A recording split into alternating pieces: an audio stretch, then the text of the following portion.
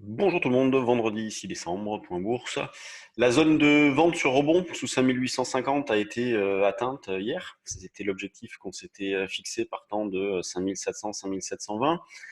Zone sur laquelle, ou sous laquelle plutôt, on a pu vendre face à des calls achetés précédemment, euh, puisque c'est ce que nous avons proposé sur le trade du jour dynamique. Acheter des puts également, on l'a proposé aussi dans l'idée de jouer à un moment donné un retracement que nous avons eu déjà en partie hier soir, puisqu'on est revenu à 5795, 5800 qui était le niveau d'ouverture le matin à 8 heures.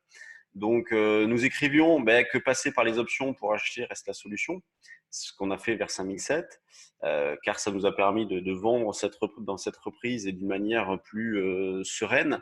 Là, dans cette phase-là, on s'appuie énormément sur les options, puisque le marché mais la mécanique, comme je vous décrivais en début de semaine, la mécanique est cassée. On va passer, je pense, par une phase d'incertitude. Après, il est très probable que les marchés évoluent au gré des rumeurs concernant accord États-Unis-Chine, des tweets de Trump. Voilà, il y a énormément de manipulation dans la phase actuelle. Il faut en avoir conscience et ça peut être un petit peu perturbant. Et c'est pour ça que il est important, je pense, de privilégier les options, les achats d'options pour jouer des paris directionnels et les signaux techniques, et notamment le signal DMI moyenne mobile que l'on enseigne pendant nos stages. Donc pour ce matin, l'idée c'est de vendre vers 40-45. Dans cet esprit-là, vous pouvez acheter des turbo puts, vous voyez, par exemple des turbo à maturité. Alors je suis étonné qu'il n'y ait pas de strike un peu plus proche. Bon, c'est bizarre. Donc vous pouvez prendre 5975 si vous le souhaitez. Ça correspond à la rupture des derniers plus hauts. Donc à acheter vers 5940-45. Si vous cherchez à acheter sur repli, eh bien vous passerez par du tac, on va l'afficher là.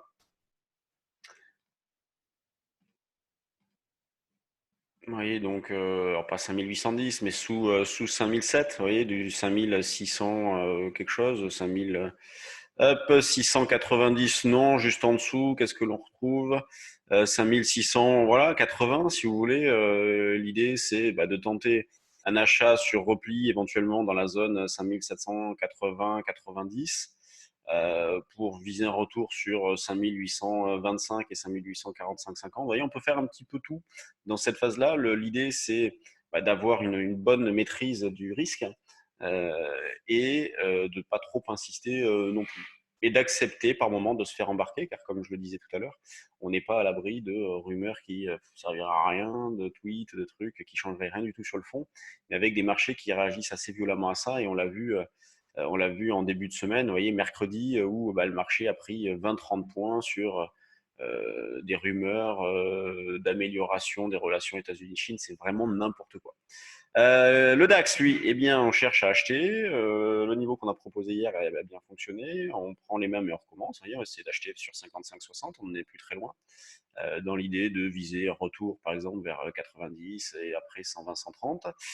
L'eurodoll est extrêmement calme depuis le début de la semaine. Donc, à part lundi où pendant allez, en 20 minutes, on a fait un mouvement de 60-70 pips. Depuis, il n'y a plus grand-chose. On cherche toujours à vendre. Il n'y a pas de changement sur la stratégie. Vendre sur les plus hauts d'hier, pourquoi pas, la zone à 11, 15, 20. Sinon, la résistance au-dessus, c'est 30, 40. Donc, on est méfiant dans cette phase. Vous voyez, on a eu donc une dérive latérale, une reprise, une dérive latérale, une reprise, mais bon, on est revenu à la case départ, là, on remonte. Bon, il y a de quoi être méfiant, mais on conserve un sens prioritaire vendeur. On cherche toujours à vendre sur des rebonds, ça ne change absolument rien.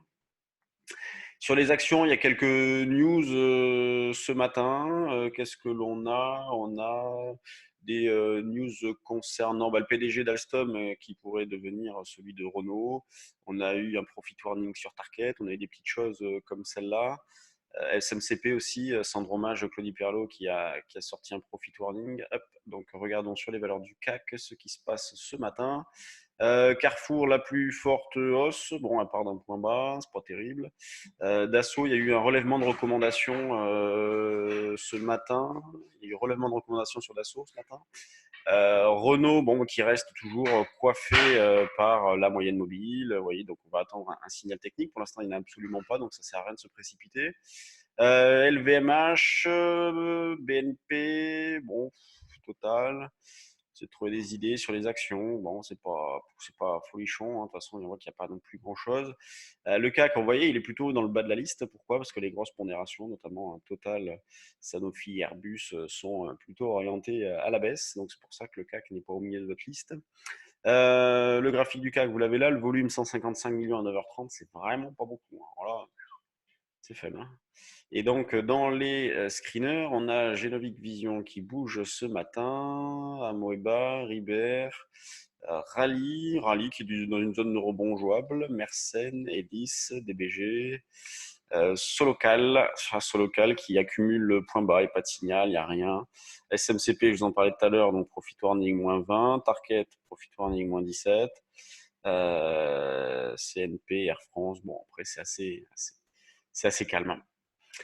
Bon, ben, je vous laisse. Merci de votre attention. Et puis, bon week-end, bonne séance et à lundi. Salut.